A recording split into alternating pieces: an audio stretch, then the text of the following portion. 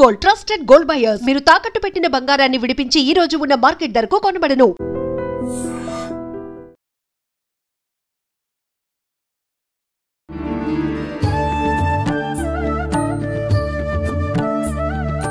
నమస్కారం, welcome to I dream. నేను మీ విజిత. ప్రస్తుతం మనతో పాటు ఉన్నారు ప్రముఖ జ్యోతిష్యులు బ్రహ్మశ్రీ నందిబట్ల శ్రీహరి శర్మ గురువు గారు. ఇప్పుడు గురుగారితో మాట్లాడి అసలు వారాహి అమ్మవారి పూజా విధానం ఏ విధంగా చేయాలి, నిజంగా అమ్మవారికి ప్రీతికరమైన నైవేద్యం ఏంటి, అమ్మవారికి ధూపం ఏ రకంగా వేయాలి, ఇలాంటి విషయాలన్నీ మనం తెలుసుకున్నాము, విన్నాము. మనకు తెలియని మరిన్ని విషయాలు ఇప్పుడు గురుగారితో మాట్లాడి తెలుసుకోబోతున్నాం. నమస్కారం గురుగారు. వాగర్థావివ సంపృక్తౌ వాగర్థ ప్రతిపత్తయే జగతః పితరౌ వందే పార్వతీ పరమేశ్వరౌ. సదాశివ సమారంభాం శంకరాచార్య మధ్యమాం అస్మదాచార్య పర్యంతం వందే గురు పరంపరాం. ఆదిత్యాయ చ సోమాయ మంగళాయ బుధాయ చ గురు శుక్ర శనిభ్యశ్చ రాహవే కేతవే నమః. శృంగేరి పీఠాధిపతులు, కంచి పీఠాధిపతులకి నమస్కారములు తెలియజేసుకుంటూ కార్యక్రమాన్ని ప్రారంభిద్దాం.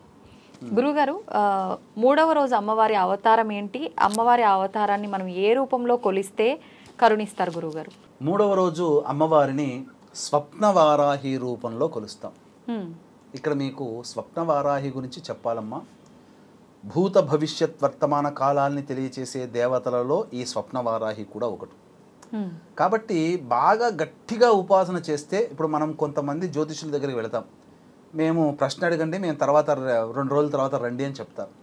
అంటే ఏంటి? స్వప్నంలో అమ్మవారికి ప్రశ్న వేస్తారు. ఆ అమ్మవారు ఉపాసనా పరులు కాబట్టి స్వప్నంలో అమ్మవారు ఆ యొక్క ప్రశ్నకి సమాధానం చెబుతుంది. అంటే భూత భవిష్యత్ వర్తమాన కాలనగా ఈ అమ్మవారిని, ఈ వారాహి అమ్మవారిని 3వ రోజున ఈ స్వప్న వారాహి రూపంలో ఎవరైతే కొలుస్తారో జరగబోయే సంఘటనలన్నీ కూడా చూచాయిగా తెలుస్తాయి, కనిపించవు, తెలుస్తాయి. 6th సెన్స్ అంటారు కదా, అది ఉపయోగపడుతుంది ఇక్కడ. ఈ అమ్మవారిని రాత్రి దేవత అని అంటారు. ఈ అమ్మవారు లక్ష్మీ అమ్మవారి యొక్క అవతారం. వారాహం అవతారం అంటేనే లక్ష్మీ అమ్మవారు. కాబట్టి ఈ లక్ష్మీ అవతారమైనటువంటి వరాహ దేవత యొక్క రూపాలలో ఈ స్వప్న వారాహి అత్యంత విశేషమైనటువంటి ప్రసిద్ధమైనటువంటి అవతారంగా చెప్పబడి ఉంది. ఇక ఈ అమ్మవారు ఎలా ఉంటుందంటే, చీకటిలో మేఘాలతో కప్పబడి ఉండి 3 కళ్ళతో ఉంటుందట. త్రినయని అట అమ్మవారు. అలాగే మనకు ఈ అమ్మవారు గుర్రాన్ని వాహనంగా చేసుకుని ఉంటుందట.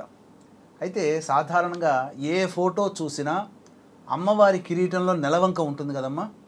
కానీ వాస్తవానికి అసలు వరాహ రూపంలో ఉన్న ఏ అమ్మవారికి కిరీటం ఉండదు. ఒక్క స్వప్న వారాహి అమ్మవారికి మాత్రమే కిరీటములో నెలవంక ఉంటుంది. మిగతా అమ్మవార్లకి వరాహాలు కిరీటాలు ఉంటాయి, కానీ ఈ స్వప్న వారాహికి మాత్రమే కిరీటంలో నెలవంక ఉంటుంది. ఏ ఫోటోలో నెలవంక ఉంటుందో అమ్మవారు స్వప్న వారాహి, మామూలు వారాహి కాదు. ఇక ఈ అమ్మవారు మనకు గమనించుకుంటే వరాహస్వామి యొక్క రూపాన్ని మనం చూస్తే, ఆ వరాహస్వామి యొక్క దంతముల మీద మన భూమండలం ఎలా అయితే ఉందో ఈ అమ్మవారి యొక్క దంతముల మీద కూడా భూమండలం ఉంటుందట. ఈ యొక్క స్వప్న వారాహి అమ్మవారి దంతముల మీద భూమండలం నిలుపుకొని ఉంటుందట ఈ అమ్మవారు. ఈ అమ్మవారు ఎలా ఉంటుందంటే, భారీ ఆభరణాలు కలిగి ఉంటుందట ఈ అమ్మవారు. అంటే పెద్ద పెద్ద ఆభరణాలు ధరిస్తారు చూడండి, అలాంటి అమ్మవారు. మళ్ళీ ఎలాంటి వస్త్రాలు ధరిస్తుందట? మెరుపులతో ఉన్నటువంటి మెరిసే వస్త్రాలని ధరిస్తుందట ఈ అమ్మవారు. ఇక ఈ అమ్మవారి యొక్క 4 చేతులలో, ఒక చేతిలో పాము, ఇంకొక చేతిలో మేక, ఇంకొక చేతిలో కత్తి, ఇంకొక చేతిలో డాలు కలిగి ఉంటుందట ఈ అమ్మవారు. కాబట్టి ఈ స్వప్నవారాహి అమ్మవారిని పూజించడం ద్వారా ముందు భవిష్యత్తులో మనకు జరిగే మంచి చెడులని ఈ అమ్మవారు మనకు తెలియజేస్తుంది. ఈ యొక్క అమ్మవారికి బెల్లం పాయసం, కొబ్బరి అన్నాన్ని నైవేద్యంగా పెట్టాలి. ఈ నైవేద్యాలతో పాటుగా విశేషంగా పనసపండు, దానిమ్మ గింజలు, బెల్లం పానకం, ఇలాచీ పొడి, ఆవు నేతితో చేసిన నువ్వుల లడ్డూలు, చిలకడ దుంప, అలాగే విప్పపూలు, కందగడ్డ, పనసపండు కూడా, ఇవన్నీ అమ్మవారికి నైవేద్యంగా పెట్టాలి. ఇక ఈ అమ్మవారి యొక్క పూజ చేయడం వల్ల ఏం జరుగుతుందనంటే, శత్రువులకి మన మీద ఉండే కోపం తగ్గిపోతుంది. కొట్టాలనుకుని వచ్చిన వాడు హాయ్ చెప్పి వెళ్ళిపోతాడు. అలా అన్నమాట. ఈ అమ్మవారికి, వారాహి అమ్మవారికి ధూపం అంటే చాలా ఇష్టం అని చెప్పుకున్నాం కదా. ఈ అమ్మవారికి ధూపంలో గుగ్గిలము, మైషాచి, యాలకుల పొడి, పసుపు పొడి, తెల్ల గురివింజల పొడి, అలాగే తెల్ల జిల్లేడు పువ్వుల పొడి, మరియు మిరియాల పొడి, మిరప పొడి, శొంఠి పొడి, ఈ 9 రకాల యొక్క పొడులతో బొగ్గు కుంపటి మీద ధూపం వేస్తే ఇంట్లో ఉన్నటువంటి ప్రయోగ బాధలు ఎవరైతే బాధపడుతున్నారో, నరదృష్టి నరఘోష ఉంటుందో, ఇక కొంతమందికి పిచ్చిగా ప్రవర్తిస్తుంటారు, అటువంటి వారికి 9 రోజుల పాటు ఈ యొక్క అమ్మవారి ధూపం వేస్తే చాలా మటుకు గత జన్మలో దయ్యం పట్టినటువంటి అంటారు కదా, ఇవన్నీ తొలగిపోతాయమ్మా. ఇక ఈ అమ్మవారికి తాంబూలం అంటే చాలా ప్రీతికరం కాబట్టి తాంబూలంలో జాజికాయ, జాపత్రి, ఇలాచి, లవంగాలు, పచ్చకర్పూరము, జువ్వాది ఇలా సుగంధ భరిమణలు కలిగినటువంటి తాంబూలాన్ని అమ్మవారికి నైవేద్యంగా పెట్టినటువంటి వస్తువులు నైవేద్యంగా కుటుంబ సభ్యులందరూ కూడా భుజించవచ్చు, తాంబూలం కూడా స్వీకరించవచ్చమ్మా.